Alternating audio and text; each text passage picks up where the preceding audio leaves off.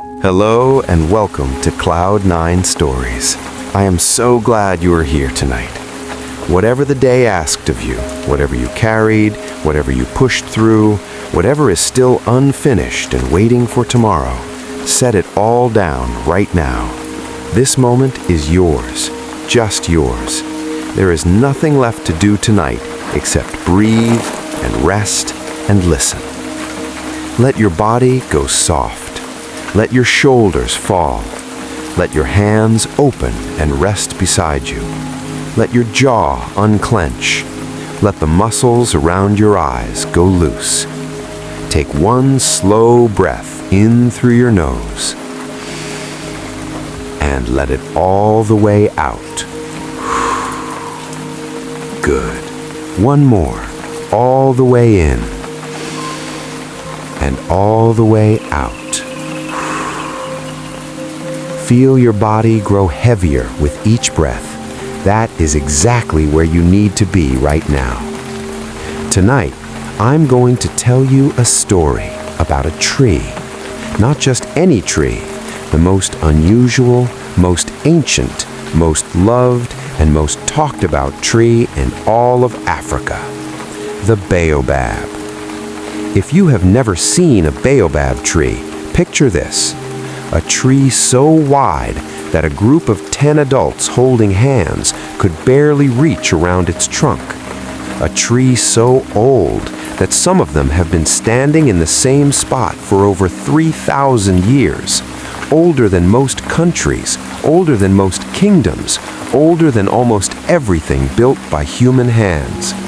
A tree that looks, more than anything else, like it was pulled out of the ground and pushed back in upside down, its thick, bare branches reaching up into the sky like roots, as though the whole tree is standing on its head. The baobab is called the tree of life across Africa because it gives everything. Its fruit is full of vitamin C, more than most other fruits in the world. Its leaves can be cooked and eaten like vegetables. Its bark can be made into rope, cloth, baskets, and musical instrument strings. Its trunk stores water, up to 120,000 liters of it, enough to keep an entire community alive through a long dry season. Birds nest in its branches, elephants eat its bark, bats pollinate its flowers. It is a home and a food and a medicine and a meeting place all in one. But why does it look the way it looks? Why does it stand in the savannah with its branches reaching upward like roots, as though someone planted it wrong? The Wolof people of Senegal and Gambia, the Hausa people of Nigeria, the Bushmen of southern Africa, and many other peoples across the continent have been telling stories about this for a very long time. Tonight, I am going to tell you the most beautiful version I know. Close your eyes. Let the music settle around you. Here is the story. In the beginning of the world, when the earth was still new and God was still putting everything in its proper place, the trees were the first living things to be planted. God planted them one by one across the great land of Africa, putting each one where it would do the most good, giving each one the soil and the rain and the sunlight it needed to grow strong and tall. The palm tree was planted near the coast, where the sea air suited it. The acacia was planted on the dry, open savanna, where its flat top could catch the most sun. The fig tree was planted near the rivers, where its roots could find deep water. Every tree had its place. Every tree was content. Except one. The baobab was planted in the middle of the savannah, on a wide open stretch of red earth, with plenty of room to grow. It was the first tree God planted, the very first, and God gave it everything. Deep roots, a trunk that could hold more water than any other tree in the world, bark that could survive fire, branches that could feed a whole village. But the baobab was not grateful. From the very first day it was in the ground, the baobab began to complain. It looked at the palm tree near the coast and said, "Why does the palm tree get to stand by the cool sea? I want to stand by the sea. My place is not as good as the palm tree's place." It looked at the fig tree by the river and said, "Why does the fig tree get fresh river water all year long? I have to store water in my trunk like a container. That is not fair. The fig tree has a better place than me." It looked at the beautiful flowers on the other trees and said, "My flowers only bloom at night when no one can see them properly. Why do the other trees get to show their flowers in the daytime? I am not as beautiful as the other trees." Day after day, the baobab complained about its location, about its neighbors, about the color of its bark, about the shape of its branches, about the fact that it lost all its leaves for 9 months of the year and stood bare and strange-looking, while the other trees kept their leaves and stayed green. The other trees listened for a while, then they stopped listening. They had their own growing to do. But God heard every word. Before we find out what God decided to do about the baobab, I want to stop here for just one moment. If this story is doing what it's meant to do tonight, if your body is getting heavy and your breathing is getting slow, and you are starting to drift to that good, warm, sleepy place, please take 2 seconds before you go all the way there and hit the subscribe button. My wife told me, with full confidence and a very certain look on her face, that this channel would never reach 5,000 subscribers. She said I was wasting my time. She has been watching the numbers very carefully. If Cloud9 Stories is giving you something real tonight, a peaceful and gentle place to rest at the end of a long day, please subscribe, leave a like. It costs you nothing, and it means everything to this channel. And it would make my wife considerably less confident about her prediction. Now, back to our story, because God has been listening to the baobab complain for a very long time, and God has finally had enough. God was a patient creator. He had made the whole world, the mountains and the rivers and the sky and the sea, and every creature that moved through them all, and he had done it with great care and great love. He was not the kind of God who lost his temper easily, but the baobab had been complaining since the very first day it was in the ground, and it had not stopped. One morning, as the baobab was in the middle of a particularly long complaint about how the acacia tree had a better view of the sunset, God came down to the savannah. He stood in front of the baobab. He was very still, very quiet. The baobab stopped mid-complaint. God looked at the tree for a long moment. He looked at the deep roots he had given it. He looked at the massive trunk full of water that could keep villages alive. He looked at the branches that animals sheltered in and birds nested in and bats visited at night. He looked at all the gifts he had given this tree, and he thought about how every single one of them had been met with complaint. Then, very calmly and without any anger in his voice, God reached down and pulled the baobab out of the ground. The roots came out of the red earth slowly, long, deep, twisting roots that had already gone far down into the soil in the short time since the tree was planted. The baobab was so surprised it made no sound at all. God turned the tree upside down. He pushed it back into the earth, roots first, so that the roots were now pointing up at the sky, and the branches were now pointing down into the ground. Then he stepped back. The baobab looked at its reflection in a nearby pool of water. Its roots were in the air. Its branches were in the ground. It looked completely different from every other tree in the world. Strange, unusual, like something that had been put together the wrong way. But here is what happened next, and this is the part of the story that matters most. The baobab, now planted upside down, its roots reaching up at the sky, grew. Not just a little, a lot. It grew wider and taller and stronger than it had been before. Its trunk became enormous, big enough to hold more water than ever. Its upward-reaching branches became the strongest perches for the largest birds. Its strange, bare roots at the top caught the rain and channeled it down into the trunk. It adapted completely to its new position and became, in time, something more remarkable than it had ever been when it was planted the right way. And something else happened too. It stopped complaining. Not because God had frightened it into silence, but because being turned upside down had given the baobab something it did not have before, a new way of seeing. When you are suddenly standing in a position you did not choose and did not expect, you stop thinking about what everyone else has and start paying attention to what you have.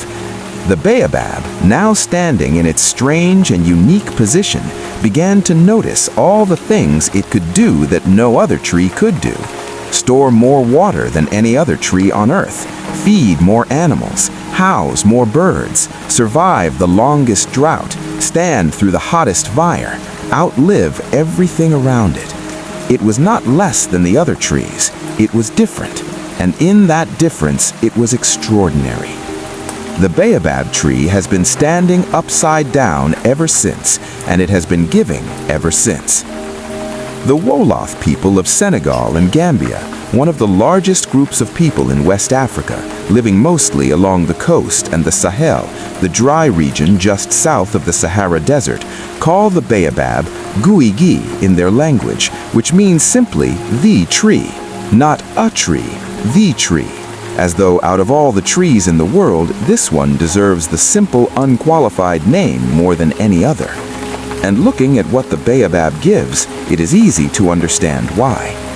The fruit of the baobab, a large oval pod covered in a soft gray velvet skin, contains a dry white pulp that is one of the most nutritious foods found anywhere in nature. It has 6 times more vitamin C than an orange, 2 times more calcium than milk, more antioxidants than any other fruit tested. In communities where fresh food is hard to find during the dry season, baobab fruit has kept people healthy for thousands of years. Today, it is exported all over the world as a health food, but long before the world discovered it, the people of West Africa simply called it food. The leaves of the baobab can be boiled and eaten as a vegetable or dried and ground into powder to add to soups. They are full of potassium and magnesium and are used in traditional medicine to treat everything from insect bites to breathing problems to fever. The bark of the baobab, tough and fibrous and able to grow back after being stripped, which is remarkable in itself, has been used to make rope and cloth and baskets and hats and even the strings of musical instruments.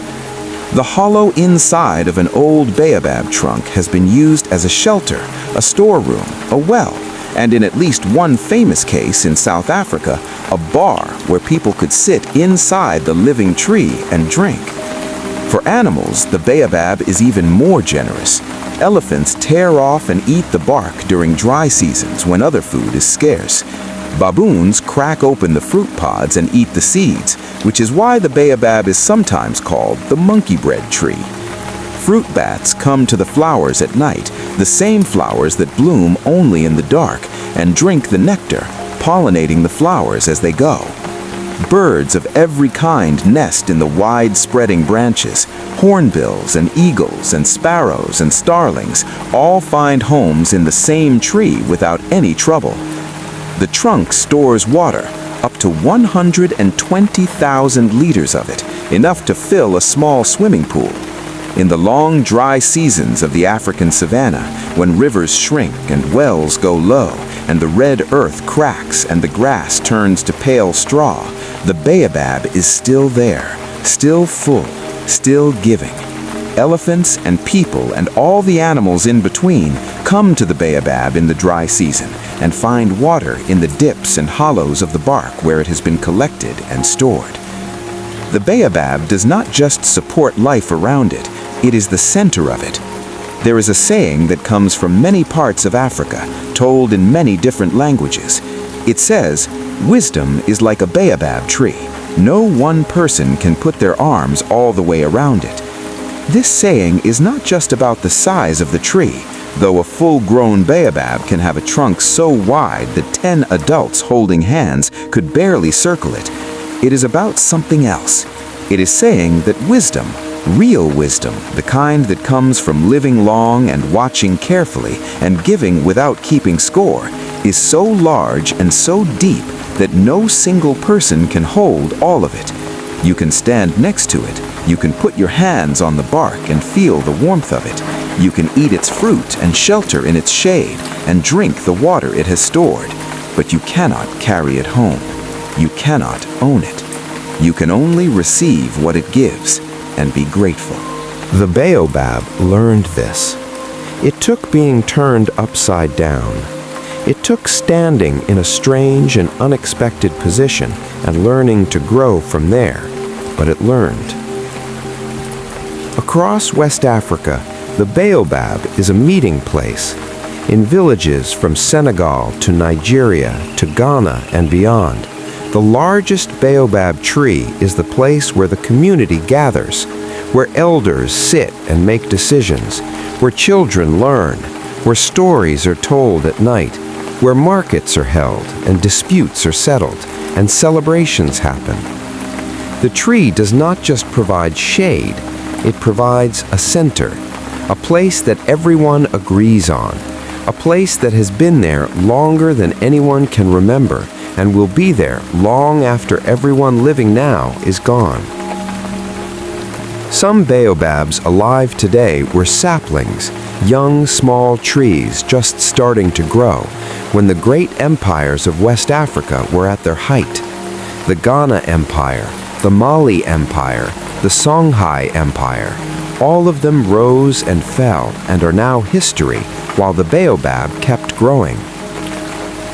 When the Portuguese arrived on the West African coast in the 1500s, the first Europeans to make contact with that part of the world, baobab trees that are still alive today were already hundreds of years old. They have stood through everything, through the kingdoms and the empires and the long centuries and the changes and the losses and the growth and all the ordinary and extraordinary things that have happened in the land around them. They are the oldest living witnesses to African history, and they are still giving. Tonight, somewhere on the African savannah, a baobab is doing what it has always done, standing in the dark, branches reaching up at the stars, trunk full of water, fruit hanging heavy on its branches, waiting for morning and the animals that will come.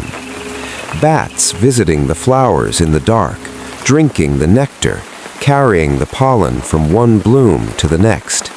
Birds sleeping in the high branches, the wide red earth around the roots settled and cool. It does not complain. It stopped that a very long time ago. There is something worth thinking about in the baobab's story as you lie here in the dark tonight. Something that does not need to be explained too much, just felt. Sometimes the thing that looks like it went wrong is the thing that made you remarkable. Sometimes being turned upside down, being put in a position you did not choose and did not expect, is the thing that shows you what you are actually made of. The baobab was given every gift and could not see any of them until it was standing in a completely new position, and then it saw everything. You have been given gifts too. Some of them you can see clearly. Some of them you are still discovering. Some of them may only become visible when you find yourself standing in a position you did not plan for. The baobab did not become the tree of life by being planted in the best spot. It became the tree of life by learning to give from exactly where it was placed. That is enough for tonight. Let that thought go where it needs to go. The savannah is quiet. The baobab is standing in the dark. The stars are above it, and the red earth is beneath it, and the water is inside it, and everything is exactly as it has been for 3,000 years and will be for 3,000 more. And you are warm and still and safe, and the night is long and full of rest. And that is the story of why the Baobab tree grows upside down, a West African folktale told from Senegal to Nigeria to the great wide savannah and back again for hundreds and hundreds of years by people who looked at that strange, beautiful tree and understood that the most unusual things are often the most extraordinary. Let the story go now. Let it drift upward like the warm air rising from the savannah at night, slowly, quietly, dissolving into the dark above you. Let your breathing slow all the way down. Let your body be completely warm and heavy. The baobab is standing somewhere in the dark tonight, branches raised toward the same stars that are above you, and you have nothing left to do except sleep. Sleep now. Sweet dreams. Thank you so much for spending this time with Cloud9 Stories tonight. If this story helped you relax and drift toward sleep, please leave a like on this video before you go. It is a small thing that makes a very big difference and helps more people find us when they need a quiet and peaceful place to land at the end of their day. Subscribe if you have not already. We post new sleep stories every Monday, Wednesday, and Saturday, and there will always be something warm and slow and gentle waiting here for you. Good night. Sleep well. We will see you next time.